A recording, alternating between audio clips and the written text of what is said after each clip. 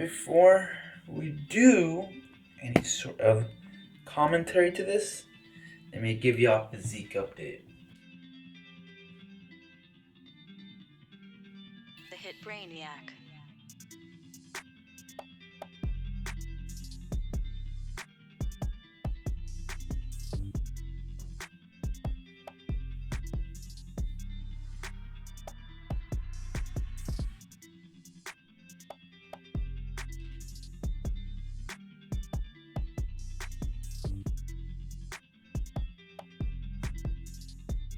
I guess that'll lead us pretty well to the next topic, which is about weight loss. We'll skip to that right now.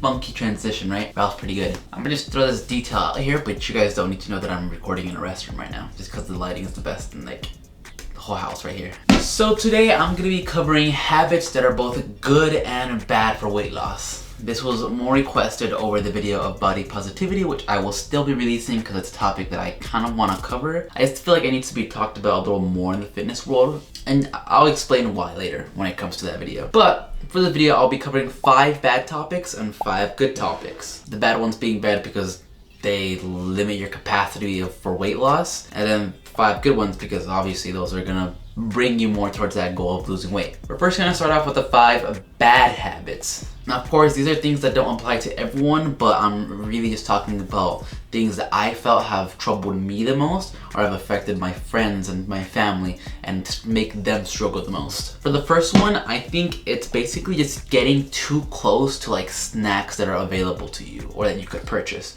For example, me working at Target, right? I could very easily on my break walk past the snack aisle, see something or see a candy, a bag of chips that I want, that I like, and then instantly get that craving that I want them.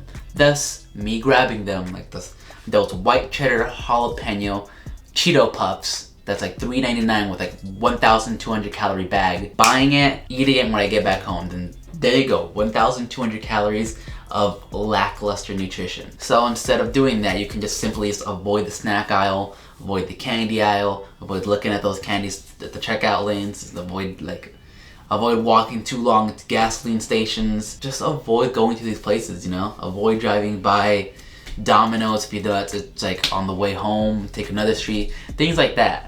I found that doing that specifically for me has helped me avoid these sources of bad calories and bad nutrition, just because, you know, you don't need those things. You know, you should be focusing on other kinds of food that will make your body react better. As for the second bad habit, right? I used to be guilty of this one when I first started like working out on like high school, on my senior year, but I do find that this like definitely affects a lot more people than I expected. So of course, if you do know about the most basic principle of fat loss, which is calories in, calories out, you know that certain foods have much more calories than others. But some people don't know that when ordering salads at like McDonald's or Jack in the Box like that right now, right? You got your spring mix, you got your croutons, they're also a little bit dense. You got some tomato, chicken, cheese, all this stuff, bacon. Most of it's good. But then you got that packet of ranch or Thousand Islands or balsamic, and that's that packet on its own. It's like this big. It's like 300, 400 calories. That's literally like a whole ass chicken breast. It's like a chicken breast. Like what? That doesn't make sense. You definitely want to be avoiding those packets. It's of course you can reward yourself if you actually truly enjoy it. I find myself not ever needing it or craving it if I'm eating a salad. I'd much rather use like sesame oil or use some other thing that's just a much healthier alternative with like healthier macronutrients and less calories. So I recommend if you do frequently buy salads and get these dressings along with them, just avoid the dressings or just buy from somewhere else where you don't need to get a dressing and it can be high in calories but also have high macronutrients too. Good sources of protein like chicken, you can buy at Chipotle, which some people don't react well to. Avoid their sour cream, just things like that. It's little things like that slowly will add up through time and help you lose weight. So this one might be an unsurprising one to certain people, but doing intense amounts of cardio. Now don't get me wrong, cardio is definitely like a tool that can be utilized to like lose weight. I utilize it all the time. Bodybuilders utilize it all the time. People who lose weight utilize it all the time. My friends utilize it all the time. But it can get to an extent. You know, there's a limit to how much cardio your body can handle. Your body has a metabolism, and when something is off balance, like you're burning too many calories or you're eating too many calories, your body will try to balance it. When you eat too many calories, your body will balance it by storing those calories for later use. When you're not eating enough calories, your body will burn the fat that you've like stored up and stuff. And in order to like minimize that process of like making your body do work to store and to burn, your body will change the metabolism. Your metabolism will alter depending on certain things. And one of the things that will alter it is cardio. When you do cardio, your body burns more calories. And your body doesn't want to be in a deficit like that. So naturally, it'll adjust to that cardio as it becomes easier and easier, and you will burn less calories as you do it. And eventually, right, let's say if you've been doing intense cardio for a month straight, every single day, by that end of the month, your body will not only be, like your joints might be tired and stuff, but your body will be accustomed to that. You probably won't be sweating as much anymore. You'll be burning a very minimal amount of calories doing that. And then next thing you know, you stop doing that cardio because you're tired of it, you see minimal progress because your body is accustomed to it already. And now when you're not doing it, now your body is like a surplus because it's not expending this energy or these calories anywhere, so then you rebound back up and weight. It's a super common practice that happens, and it's something that should ultimately be avoided. You want to keep cardio light and consistent, but also taking breaks. You know, one good alternative is to maybe for a week do light intensity cardio, the next week do medium, and the last week they have 2 or 3 sessions of like some heavier intensity cardio. But again, these are all supplemental. What you do want to be focusing on is free weight training, which I will talk about later. As for the fourth one, not cooking meals for yourself. If you went right now to the store and bought all your ingredients to make some tacos or a burrito, how many calories did you think you would like use for it? Tortillas, like the big ones, are like 250 calories. Rice can be made with 100 calories. Beans, maybe 75. Chicken or beef, whatever, 250. Some pico de gallo or guacamole, like 50 to 150. You know, you add all those up, you got like a 600 calorie burrito, 700 calorie burrito. But if you go to like Chipotle, they'll make it for you. That's just like 1,000 calories. Or you go to like Taco Bell, 1,200. You just really want to be avoiding fast food places just because the ingredients they use are of higher caloric density, and they just don't have as much nutritional value. They're more processed. They're just lower quality, and you want to avoid them. You don't have to avoid them like the plague. I definitely eat out sometimes too. Typically Chipotle because it's next to work. But I do definitely again avoid like even the little ingredients that will have more caloric density and less nutrition. Instead, prioritize making meals for yourself like earlier on in the day or maybe earlier in the week. Learn how to meal prep, you know, so you have a couple of meals that you can use, and use those to just avoid one meal, like takeout meal from Jack in the Box, you know, per week. Just that on its own like makes a world of a difference. Like once it starts escalating and it becomes a better habit and you like build up upon it. The key thing to all these good habits, or like creating all these good habits, is not jumping right off the bat, going cold turkey and like making something like extremely on the other side of what you were already doing in terms of polarity. And you know, it's just you doing that will shock your body when you won't be able to make that a healthy habit. It's not going to stay consistent. You want to be able to do something that you can increment a little bit at a time and build upon through time. That's the best way to build those. As for the last habit, which for some reason is still something that people don't understand, is that a lot of drinks have intense amount of calories. Intense. People go to Starbucks pretty often, not knowing that the coffee drinks they're buying are like 400, 500 calories, which literally also have no nutritional value. None at all. Literally like maybe 4 grams of protein from the milk, or even less if they're using like oat milk and stuff like that. So it's not a bad thing, especially if you like minimize the amount of sugar you put in there. You minimize the caramel, chocolate, whatever, so on. Just like bring those calories down, because coffee on its own is not a bad thing, but buying it from Starbucks and using all these additives that they put into there definitely cranks up the calories and can be a bad thing in the end. Instead, focus on making your own drinks, you know? You like coffee? Buy your own ground coffee. Make yourself your coffee. Put in some oat milk. Put a little bit, half a scoop of protein in there, you know? You can do a whole bunch of things to make your coffee and your teas much more healthier to you. Also avoid boba. Boba got a lot of calories too, and milkshakes. Now moving on to the good habits, which aren't exactly things that you have to have like an opposite side. They're just things that you can start doing now that will definitely help you. The biggest one, and probably the easiest one in my opinion, is just to start tracking what you eat. Just not even caring about calories, knowing the fact that you need to eat like maybe 2,300 calories a day, and or some amount of macronutrients, but not trying to focus on following it, but instead just tracking your calories and macronutrients to have those as guidelines. You will subconsciously be able to realize, okay, these foods are less healthy for me, these are better for me, I feel better when I eat these, my numbers look better when I eat these. And it's not that hard to. You just go to your app store or your Google Play Store, look up calorie tracker. A very popular one is MyFitnessPal, that has a lot of free features, and you literally would just download that app. Let's say you're gonna eat a bag of chips of the, let's go back to the white cheddar jalapeno Cheeto Puffs.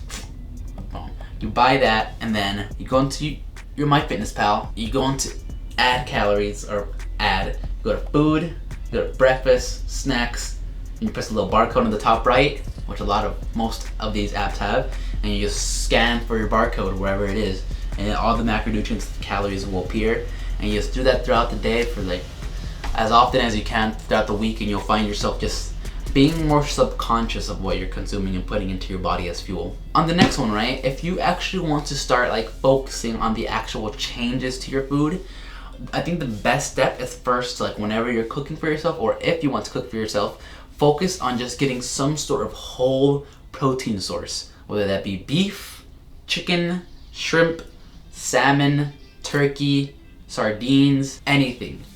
The ones that I listed are pretty much like the best alternatives, or not the best alternatives, but the best sources that you can basically be eating. Of course, you can have different qualities of these ingredients, but just getting them in general is definitely like a big upgrade to getting like a McChicken just because it has chicken in it, you know? If you eat these sources more often, you'll find your satiety and your satiation go up, which means you feel fuller, and you feel fuller for longer, which in the end will just help you lose weight. You know, you're gonna be eating less calories, and your body's gonna be burning more. You're gonna be building more muscle, which for women that are watching, it's not gonna be intense amounts of muscle unless you're pushing your body to do that, which is still gonna take a really long time.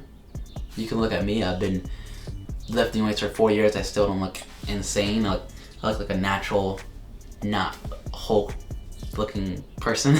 As for the third habit that I think makes a very big difference, is timing your meals. This can be in the form of fasting, or of just choosing when you're gonna have your breakfast, lunch, and dinner, and whether you're gonna have any snacks in between and when they're gonna be.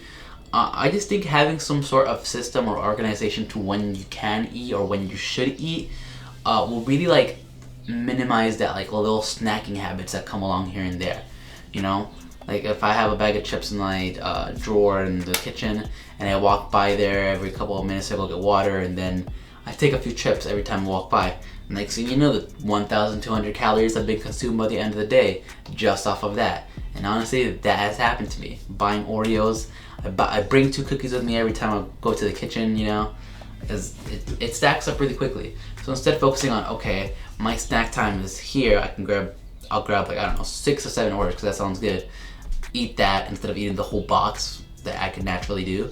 And then having my meals here, here, and here, knowing when I'll be hungry, knowing when I won't be hungry, and just planning accordingly will really help you minimize the unnecessary eating that you do sometimes, if that's a bad thing. Otherwise, if you have like if you feel like you have a lot of self-control on when you eat and how much you eat, then it doesn't really matter as much. Fasting also helps just because it really does help maintain the metabolism at a higher stance. So you just end up burning more calories in the end. And according to people that have like showed it to and they have tried, once you've gotten consistent with it and you've been doing it for like a few weeks, your body doesn't exactly feel starved anymore when you're in that fasted state. You start feeling much more like mental clarity.